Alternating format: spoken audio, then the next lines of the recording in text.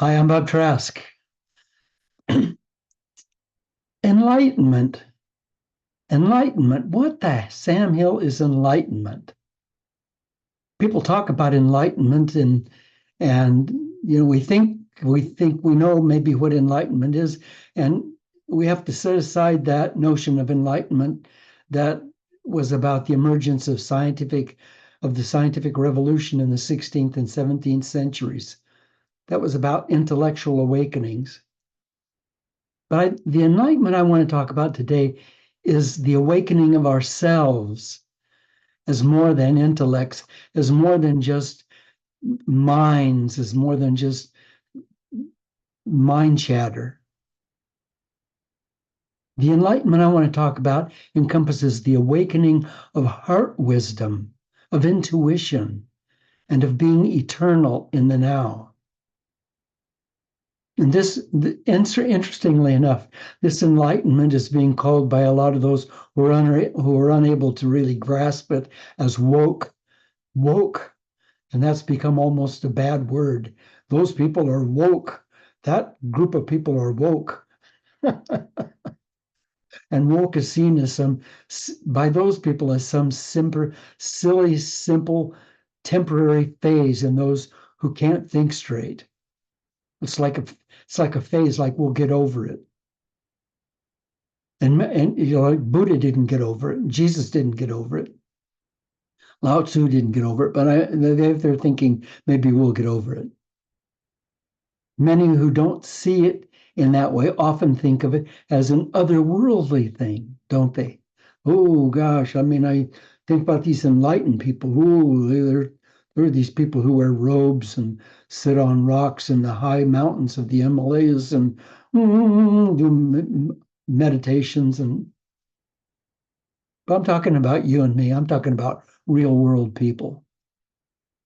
And there's a lot of people who think that if they meditate, they'll be enlightened. I meditate regularly, so then that means I'm enlightened. But enlightenment is a little more difficult than that, or perhaps it's a little easier than that. So while most of those people who meditate experience broader awarenesses, it's not itself enlightenment, because enlightenment is more than just being aware. It's a movement of consciousness from ego to oneness with all. It's a movement of your consciousness, of my consciousness, from an ego state, from a mind state of ego, to being one with all, to just surrender, to just accept, to just surrender, to just stop fighting, to just be one with all. Awareness is certainly the path of enlightenment, but awareness itself just won't get it. You've got to be one with all. Martha, this lady, I'm making this up, obviously. There's no real Martha. But Martha lives in a nice house, really beautiful, beautiful home, beautiful home. It's a God, she inherited it from her parents. It's got multiple rooms. It's beautifully decorated. It's burnished hardwoods and gorgeous floors and carpets, and oh, it's just a beautiful, and she's fully aware of what she experiences there. But she never goes outside the house. She can't go outside the house. She's got this phobia, so she stays inside the house. And she's fully aware of what she experiences in the house, but that can't be enlightenment, because enlightenment has no boundaries. No walls, no limits. Let me just stop for a minute and see how you and I are doing with this. Let's just ask ourselves, what are my walls? What are my limits? What are places I just absolutely won't go? Like, this is my political belief. There's no way I would even look at, or entertain being in another political belief. Well, what about that? Like communism. Ooh, man, communists, so terrible people, the communists. Oh, communism is awful.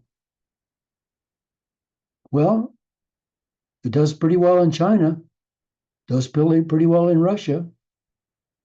How are the individuals in those countries? Do they have freedoms and rights? Varies. It's not the same in Russia as it is in China. They're both communists, but that's not the same in both countries. They're quite different. I've been in both countries studying communism, and it's quite different. Quite different. But you would not want to say you were a communist, because that's a terrible thing. Unless you live in a communist country, and then it's not a terrible thing. But they think that capitalists are terrible. Well, but we're capitalists, and we don't think it's a terrible thing. It's all just a matter of opinion. It's all just opinion of belief systems, memories. It's all a bunch of junk that we put together and make walls. We make barriers, limits, and we don't go beyond that. And that can't be enlightenment. I'm not saying you have to be a communist or a Democrat or a Republican. So, but you do have to be able to look beyond the limits and the boundaries and the walls that you and I have put up. Something that being enlightened is the same as being spiritual. So if I'm really spiritual, then I'm enlightened. That's also untrue because not everyone becomes enlightened, but everyone is spiritual. Everyone is spiritual. Because we're all cut from the same cloth. Crooks, bandits, presidents, ministers, doctors, nurses. We're all cut from the same spiritual cloth. We all came from the same divine consciousness that creates and holds this universe in balance, holds this universe together, holds all universes together. So who is enlightened? And why should we care to be? Wayne Dyer said, if I could define enlightenment briefly, I'd say it's the quiet acceptance of what is. If I could define enlightenment briefly, I'd say it's the quiet acceptance of what is, of what is, of what is. So I can look at something and say, I don't like that. I disagree with that. Doesn't matter. It still is. So what's so great about being enlightened then?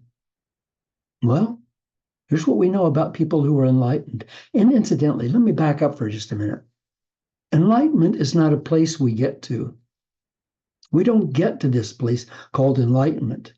It's not like we walk down the street and somebody says, we've got a new house for you, and you come to a house and it says enlightenment on the mailbox, and you get to move in, and that's your place. It's a path. Enlightenment is a path. It goes on and on and on forever. And you can stumble and you can say, I don't want to go any farther. And that's up to you. And eventually you will go farther. Eventually you will. Like I use this example of this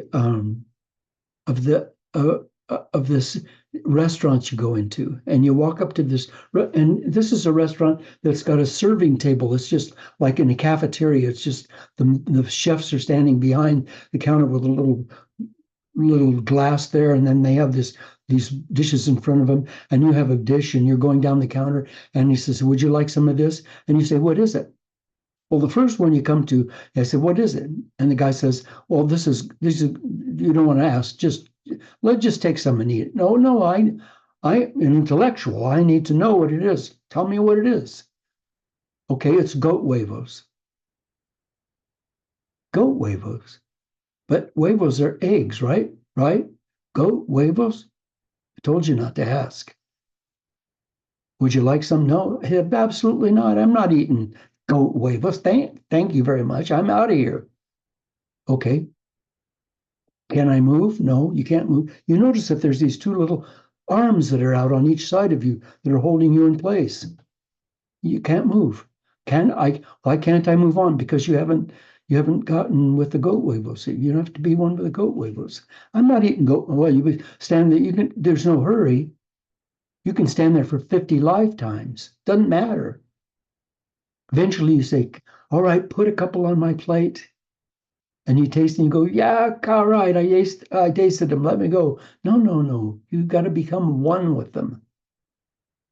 How long will it take before we finally get over hating this person or this thing or disliking this thing and not wanting to be a part of this thing, whatever it is? Finally, we get into the place where we say, those are not bad. Give me one more. And the little arms go down on either side of you and you move. And you're in a new place with a new chef and a new dish. And you say, so what is this? And the guy says, do you want to ask? And you say, I think I'll just have him and see if I can become one with it. We don't have to know everything to be everything. We don't have to know everything to be everything. People who are enlightened, people who are on that path, they have greater self-confidence.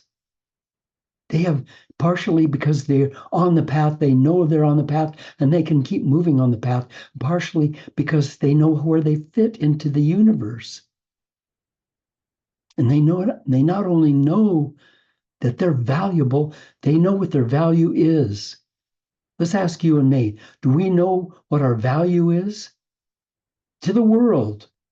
I don't mean to your best friends, to the world, to eternity. What's our value? And that value, incidentally, just a little heads up, is in being, not in doing. But you have to be alive. You can't be like Martha being in her house. You have to go out and be in the world so the world can feel you. And those people who are on that path, they also know what happens to them after they die because they know they can't die because it's the path. Now, those things, knowing my worth, my value to the world, and knowing what happens to me when I die, is that all? Is that the total of being enlightened? No. Because those two things, knowing that I'm essential to this human race and knowing what will happen after I leave my body, give me the ability to be free. They give me the ability to be free. That's the real gift, to be truly free. Right now I've got a leg that's pretty bummed, and it holds me back a little bit. I'd like to be able to go out and run like I used to run, or speed walk like I used to speed walk, or really get some distance in my walking. Go out and walk 3 or 4 miles. Can't do it. My leg would give out on me. I'd fall on my face. Well, I guess I'm not free anymore. Oh, yes, I am. When one door closes, a whole bunch of other doors open. I'm free to be here with you right now. I'm free to be doing this. And I laugh more often. And I sleep deeper. And I hear and I see lovely things other people don't notice. And I'm going to live longer. And I'm going to be healthier. And I'll see and take advantage of more opportunities for health, for wealth, for relationships, and for daily joy. My life will be deeper and wider because I've taught myself to wake up and see and stay on the path.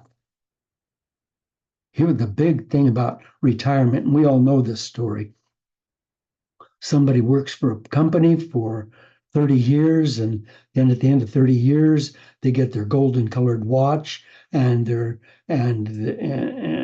cocktail party, and then they go buy their RV and get their heart attack and die. That we all know that story. Because they retire from the only purpose that they've ever had in life.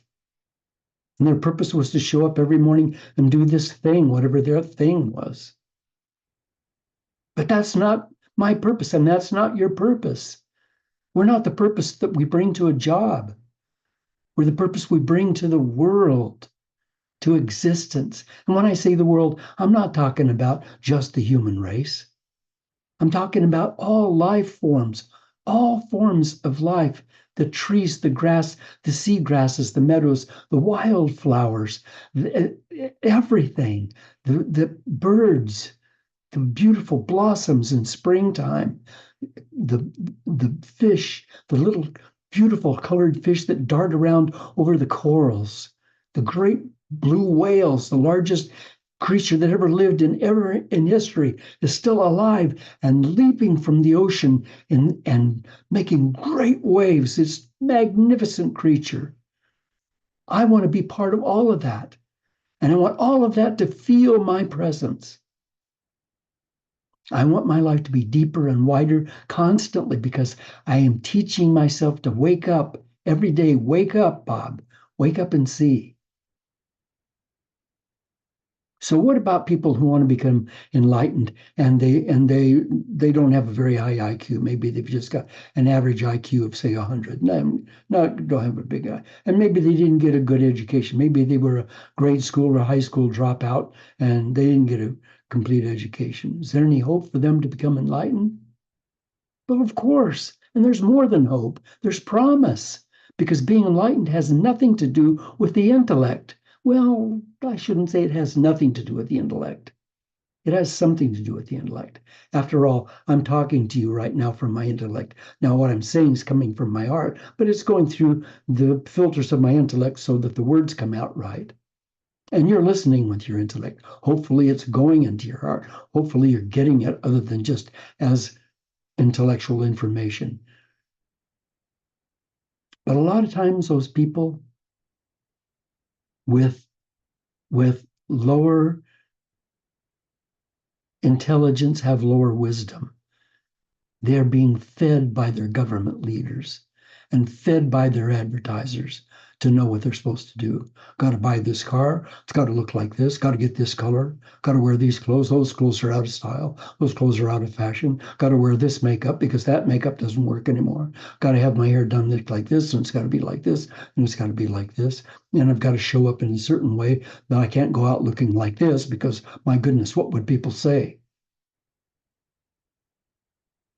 So it's easy for us to fall into that, to let our government tell us who we are, to let advertisers. My God, Mary and I sit and watch some wonderful series on television, and these commercials come on. I just mute it. I won't look at I won't listen to it. I won't look at it. Why? Because it's brainwashing. Those commercials are trying to brainwash you. They just drip method, drip, drip, drip, drip. And first thing you know, you're going to that place to buy that hamburger or buy that car or do it because that. Use your own head, use your own mind. Don't follow that stuff. And enlightenment is not so much about acquiring something as it is of letting go of something. And that something being society's influence, society telling us how we should think and how we should live. How about we come to terms with the truth that governments and social norms and society's pressures are often wrong, too often wrong. Wrong for the planet and wrong for life, and definitely wrong for us as individuals. Because we are individuals. You're an individual. There's never been, never ever will be another you. You're the only one. You can't fit into all of the same stuff everyone else in society's fitting into because you don't fit, and that doesn't fit on you. Buddha said, we're shaped by our thoughts. He said, we become what we think. And when the mind is pure, joy follows like a shadow that never leaves. He says, we're shaped by our thoughts. So what am I thinking? My thoughts are shaping me. And we're becoming what we think. And when the mind is pure, Buddha says joy follows like a shadow that never leaves. When we're enlightened, when we're on that path, we know where we fit in, and we know what will happen when we die. And most people on the planet have been lied to by religions and governments to the degree that they don't even have an idea of their worth, of how their value makes the world better, and what will happen to them when they die. Enlightenment's not a path to heaven or some glory. It's not going to win any Nobel Prizes in goodness or any other kind of prizes either. Eckhart Tolle said the word enlightenment conjures up the idea of some superhuman accomplishment. And the ego likes to keep it that way. But it's simply your nature. It's simply your natural state of felt oneness with being. Your natural state of felt oneness, of feeling one with being. Being.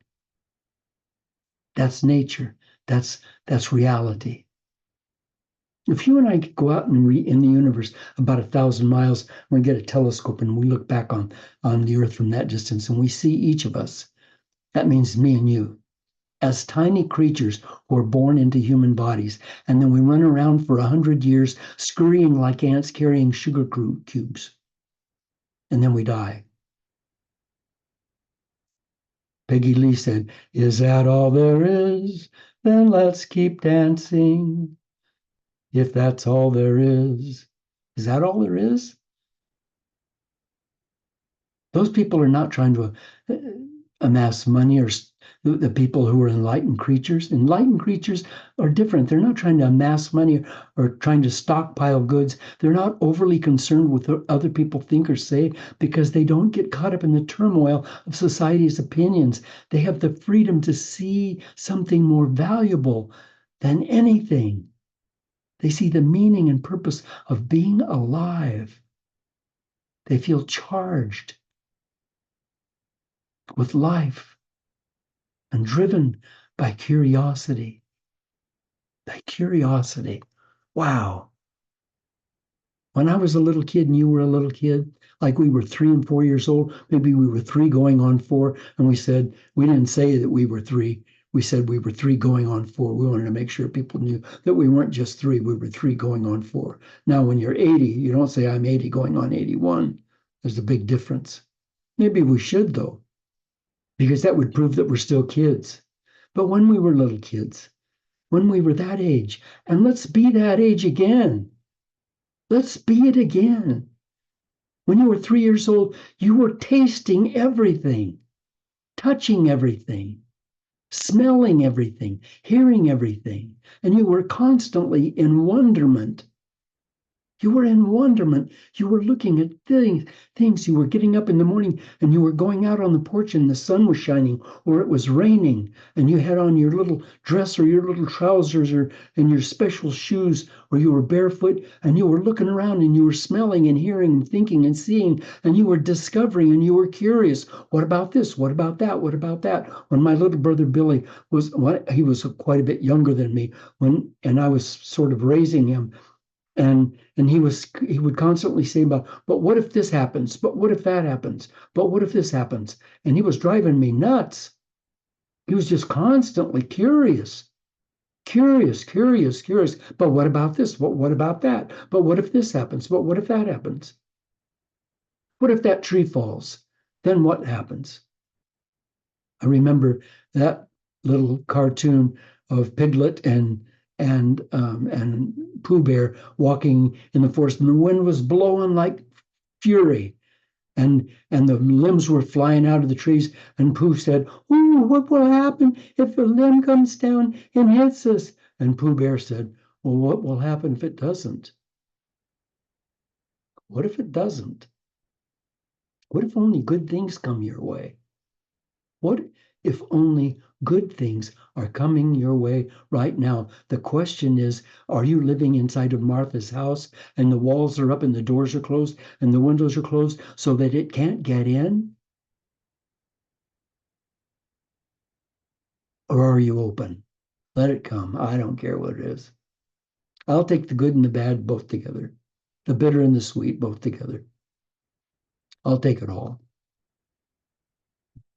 And then you'll feel charged with life and driven by that curiosity. And that can only be experienced by the awakening soul. And that awakening is gifted with realizations, new realizations, so deep that they're beyond language. You can't even express them. You feel this thing and it happens to you and you're going, "Oh my God. Oh, I just looked at this tree, or I just felt this breeze, or oh my God. And you just became overwhelmed by the power of that. But you can't tell anyone that. You can try. You could, if you were a musician, you could express it in music, but you can't really otherwise. Nikola Tesla, he's not the guy that made the car. He was a great scientist and a philosopher. And he said, what we want is a closer contact and better understanding between individuals and communities all over the earth, and the elimination of egoism and pride, which is always prone to plunge the world into primeval barbarism and strife. Peace, he said, can only come as a natural consequence of universal enlightenment. Let's all get on the path. So now you're on the path and you're finding comfort in art, in being an artist or in looking at art. While others look at paintings and sculptures, you don't look at paintings and sculptures. You see them. Big difference. And you see not only with your eyes, but with your whole body. And beyond that, you see all the parts of nature flowing seamlessly together. All the parts, from the tiniest speck of dust to the magnificent redwood tree. All are one, all flowing together. The tones and the variations of melodies speak to you. And here's how that happens. The creators of art were also enlightened, and they reach into our souls and they make us smile. They make our hearts smile. They make our hearts dance. An example would be Beethoven's Piano Sonata number 14, also called the Moonlight Sonata. How you know other people are on your frequency is if they talk while this music's playing. To them, it's just background noise. They can't sit through 6 minutes and allow Beethoven to rinse their souls. And if that sounds a little arrogant, please believe me, it's not. Because the enlightened person, the depth of this sonata to that enlightened person sings in their heart and heals them. It sings into their heart and it heals them. How can it do that? Because our system is responding. All of our cells, some of them are not lined up just right because we've got this little illness. When we listen to that kind of music, it brings those cells back together and they fit. It changes your neural pathways. If you're really listening, but if you're just hearing it, or really hearing it, if you're just listening objectively, you're not really getting into it, then that can't happen for you. You got to be so connected to this deep communication that you know it can't be interrupted. The same is true in looking at works of Van Gogh and Michelangelo. By Michelangelo, he carved the Sistine Chapel, or not the Sistine Chapel, the Pieta, Mary holding her dying son on her lap. Oh my God, if you see, he was 22 years old, that's not possible. But he wasn't carving. He wasn't doing sculpture. He was reaching into his heart and he was expressing the joy and the power of life that came through him as an enlightened being. Because he was one with nature, and nature is here. If by chance the human race disappears, nature's going to reclaim this planet. The trees are going to bend in the wind, and the little waves are going to wash up on a shore, and it's all going to be fine because nature is enlightened. Nature is enlightenment itself. It's harmony and balance and the deepest of wisdom. Nature's color and sound and fragrance and freshness, and it's delicious. It's like the world's greatest dance emporium. And the music is playing all the time. And the question is this: who's dancing? Who's dancing to the nature, to the music of nature? Who's dancing to creation? Those of us who are dancing are the lucky ones because we are moment by moment being created anew. We never grow old. So this week, let's pay attention, not so much to the rush of life, to carrying our sugar cubes. Let's pay attention to each other. When somebody's talking, let's look deep into their eyes, and see their soul and hear the tone of their voice. Let's pay attention to each other. Let's pay attention to the marvels, the wonders of nature, which is creating us anew, new cells every moment of every day, and hopefully new views of life itself. Allow ourselves to be created anew this week. This week. And finally, I want to quote a monk, fantastic guy who just had that, just was enlightened and was looking into a deeper part of reality. And he said, be kind to yourself as you proceed along this journey. This kindness in itself is a means of awakening. This kindness in itself is a means of awakening the spark of love within you and helping others to discover that spark within themselves. This kindness that you're being to yourself is in itself a means of awakening the spark of love within you and helping others to discover that spark within themselves. Show up. That's what we do. We show up and we step up.